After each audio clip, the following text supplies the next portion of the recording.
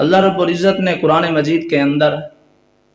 حضرت ابو بکر صدیق کی شان میں درجنوں آیات نازل فرمائی ہیں، اور علماء اسلام نے اس پر اجماع کیا ہے کہ حضرت ابو بکر صدیق کی شان میں جو آیات نازل ہوئی ہیں کئی ساری اتنی ہیں کہ اس کے اندر کوئی شبہ بھی نہیں پڑتا کہ کسی اور کے لیے بھی،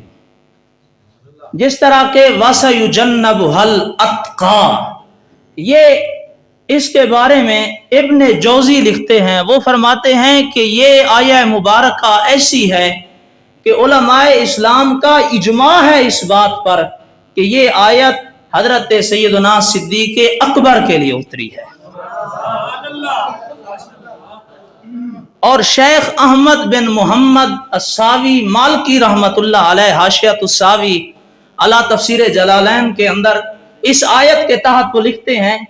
کہ یہ آیت حضرت ابوبکر صدیق کے بارے میں اس وقت اتری تھی جب حضرت ابوبکر صدیق نے حضرت بلال رضی اللہ تعالی عنہ کو آزاد کرایا تھا، تو ان کے والد نے آ کر کہا تھا، اے ابو بکر تو غلاموں کو آزاد کرا رہا ہے، کمزور لوگوں کو آزاد کرا رہا ہے، تو کسی طاقتور کو آزاد کراتا وہ تیری مدد کرتے۔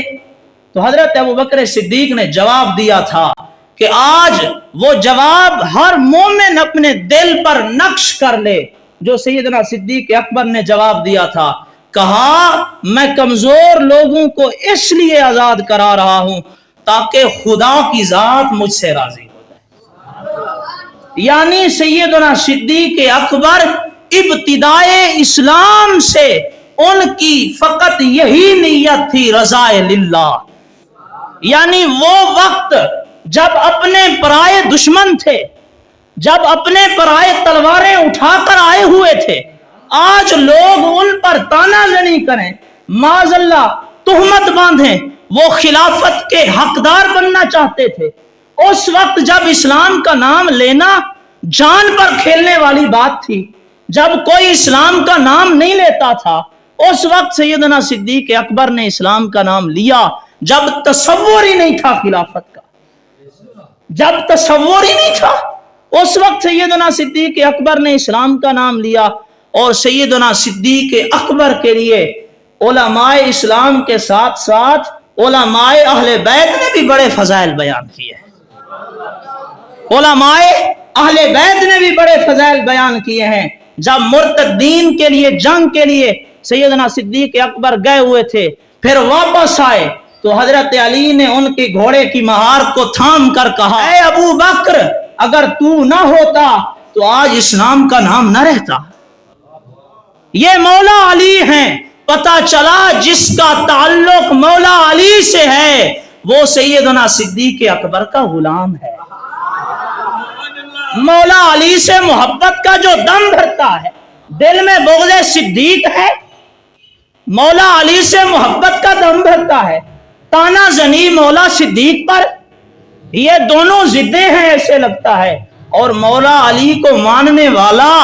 صدیق پر کبھی تہمت نہیں باندھے گا،